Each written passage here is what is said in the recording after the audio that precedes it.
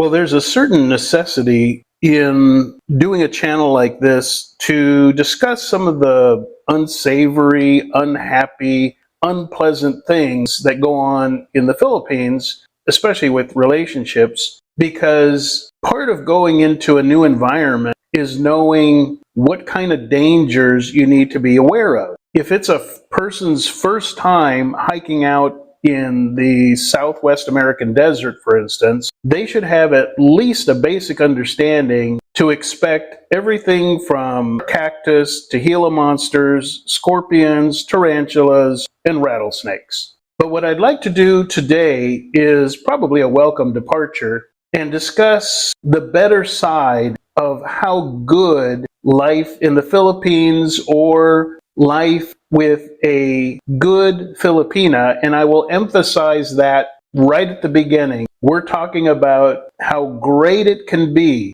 in a relationship with a good Filipina woman. We've spent plenty of time talking about how bad it can be when you run into a bad one, but that's not what we're going to do today. Now, since 2012 up until 2019, I spent 7 years patiently weeding through Filipinas that I have met, dated, gotten to know, figured out it wasn't going to work out, moved on, until I finally found V, who is my wife. We met 4 years ago, definitely made it past the first 3-month mark, which, again, experience shows me that 85% of the new relationships you begin don't make it to the 3-month mark. In fact, a lot of them will crash and burn in the first 4 to 6 weeks. So as you run into those kind of odds, even in the Philippines, don't be surprised. So when I first met V, and I do mean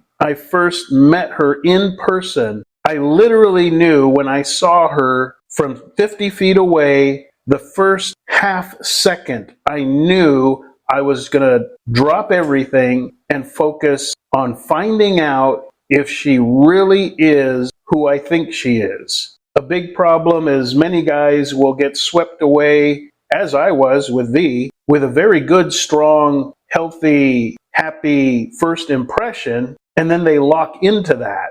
But what I did was I thought to myself, wow, this is an amazing person. I'm already highly impressed, not just because she's attractive, but just her demeanor, the way she carries herself, her smile. But the second thought that I had as I walked towards her was, I need to verify, is she really as wonderful and sweet as she appears to be? And fortunately, the answer was yes. And I spent 2 years before making the commitment for the two of us to get married. It was not something I jumped into during the honeymoon phase. We had 2 years to get to know each other, be around each other when things went wrong, be around each other when we're bored or disappointed or angry or upset with each other. Which leads me to the first element, which is the reason we've done well is because over the last 4 years, as we disagree on something, and that will constantly happen between any two people, two business partners, doesn't matter. You're always going to have disagreements. But what helps us is that we slowly learned how to resolve our differences without taking the conversation personally. It's not about personal attacks or poking at each other's insecurities. We are at a point now where when we disagree, we know we're just trying to find a solution. She has one way of solving the situation. I have another way. She presents her merits. I present mine. And really, whoever has the best approach, we both know at some point that's what we need to do, because that's the best thing for both of us. We understand we're in this together. We will either both suffer for bad decisions or we will both benefit from good decisions. So it's not about my way or your way, or we did it your way last time. None of that has anything to do with anything, but that's the sort of mechanism that takes time to build in a new relationship when you meet somebody, so that you have that in your toolbox whenever you need it. I don't know if they still do it, but back when I was a kid, if you saw a car commercial and it's showing the car doing this and that, they would finally get around to the gas mileage, and in little letters down below, they would say, your mileage may vary. Keep in mind, we're discussing a healthy, good relationship with a good Filipina. This is how good it can be. However, I will make the same caveat. Your mileage may vary. Why? Because many factors. Her maturity level, the amount of age difference between the two, the amount of age difference between the two of you, whether or not she's even had a long-term relationship in the past. Different factors will affect your level of bliss from what I'll describe here. Being with my wife the last 4 years, we have had our share of challenges. We had to do an LDR,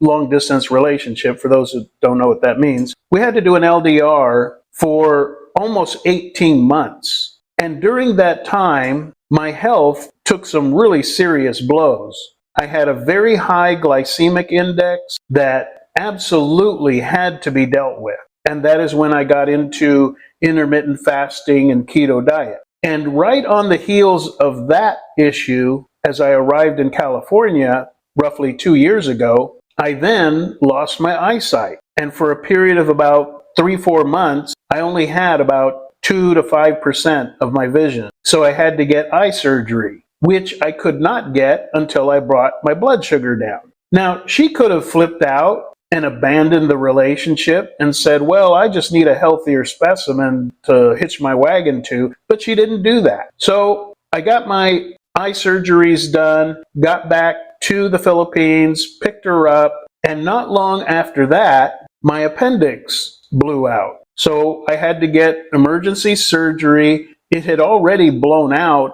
9 days before the surgery, but I didn't know my appendix had already ruptured. So there was a high risk of having gone septic. Fortunately, I had a very good doctor and took a massive amount of antibiotics and came out of that okay. But then 4 months after that, after healing up from that surgery, I then got a hernia. But through all of this hardship and difficulty, we're still together. And my worst case scenario, where she just tells me, I'm done, I can't take any more of this, I'm gone. I'm at a place in my life, and maybe I'll talk about this in more detail in another video, but I do not cling. If in this case she wanted to leave, I would hand her her suitcase, help her pack, get her a plane ticket, and I would say, if you can't be with me in the hard times, then just leave right now. I'll find somebody else who can. But I'm happy to report, here she is at my side,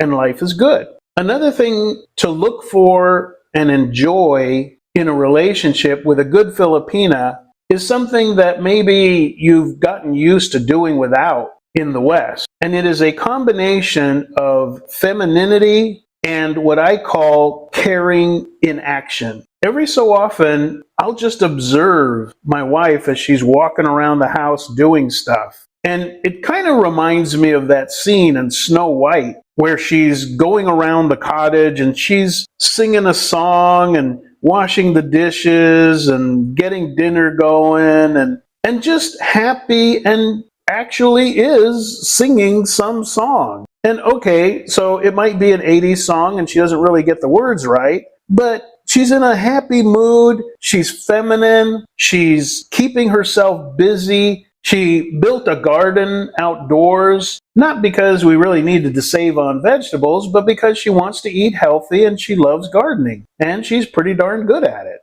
I wake up every day and I can put all my focus on my channel, my content, responding to as many comments as I can and answering emails and PMs. And the reason I can devote myself and focus on what I do is because she handles everything else. She keeps track of what we're running low on in the fridge, and periodically will just send me in Messenger the list. It might be a short list, might be a long list, but there it is. We need milk, we need lemons, we need apples, we need yada yada. She keeps track of all that, And every now and then, I just have to jump on the bike. The list is on my phone, and very easy peasy, I can just go in, grab it, pay, get out, and we're all stocked up again. And this is important. With a good attitude, with a happy attitude, she keeps the house in order. Everything is always clean. All I got to do is kind of move my feet once in a while as she passes by to sweep under my desk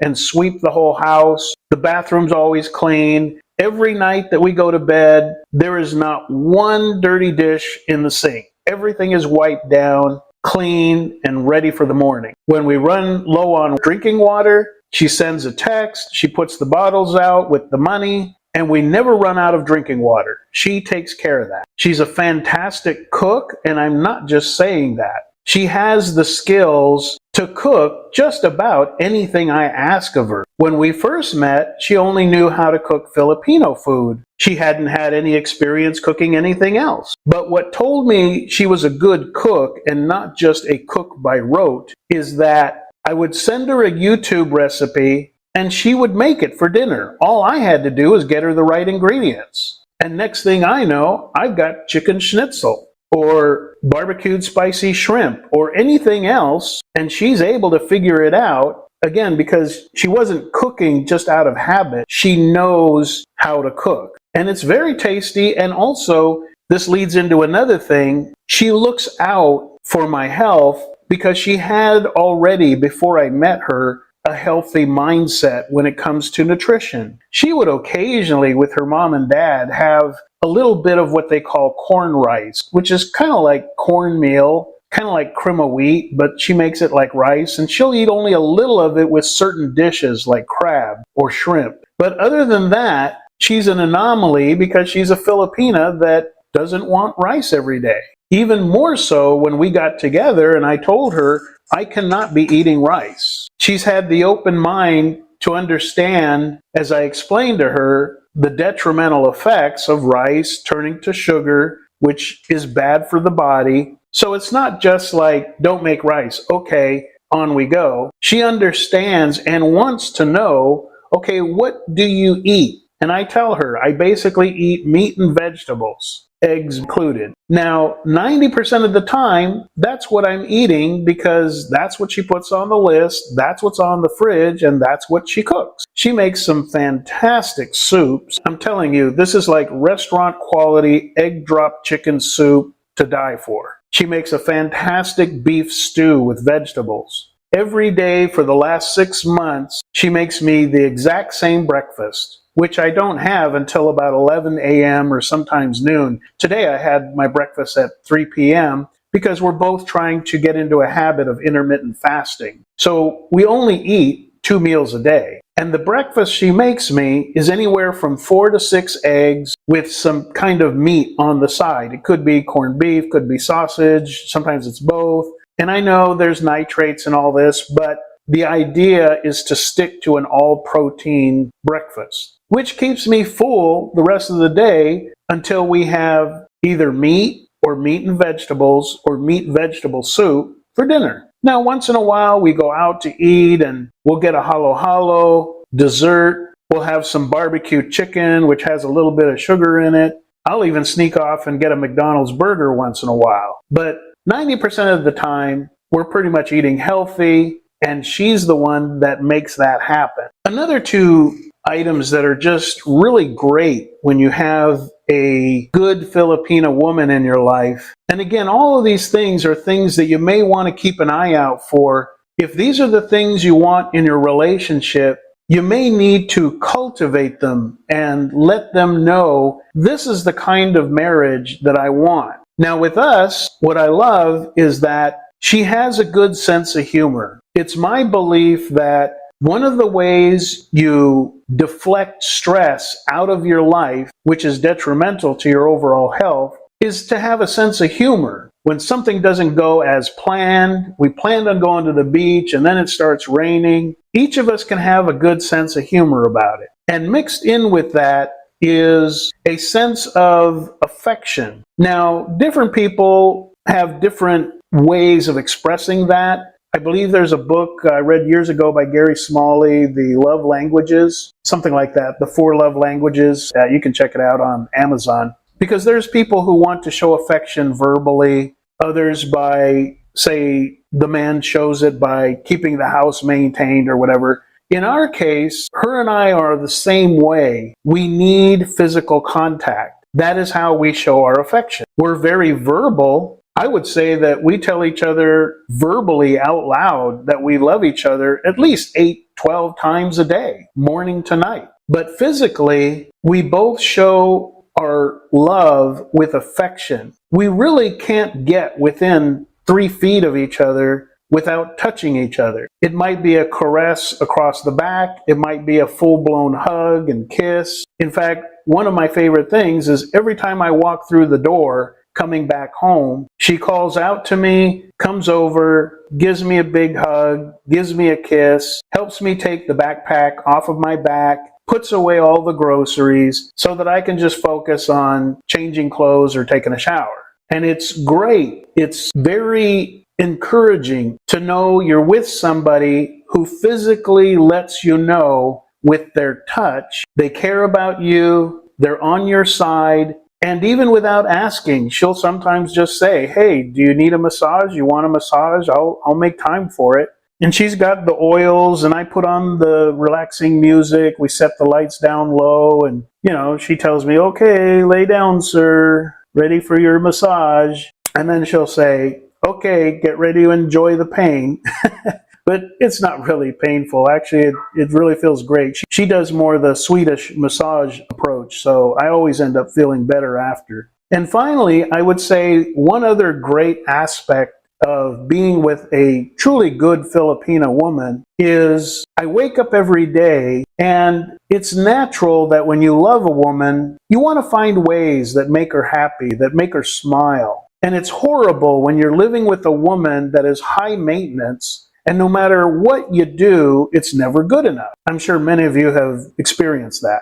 But when you're with a truly good Filipina woman, she qualifies more like low maintenance. The things that you do to make her happy are not grand, big things necessarily. It might be something as simple as she's craving a certain type of fruit. So you get on your bike, you drive into town, you get the fruit, you bring it back. She throws a big hug around me and thanks with so much appreciation for fruit. Or it might be she's in the mood for shrimp or crab. Or it might be she just wants to go to the bridge and watch the sun go down. It might be that she wants a new dress. And in the Philippines, because we're so close to all the different textile outlets in Vietnam and China, getting her a beautiful new dress might be at the most 450, maybe 600 pesos, often less than that. And she is so happy and appreciative. It really does a lot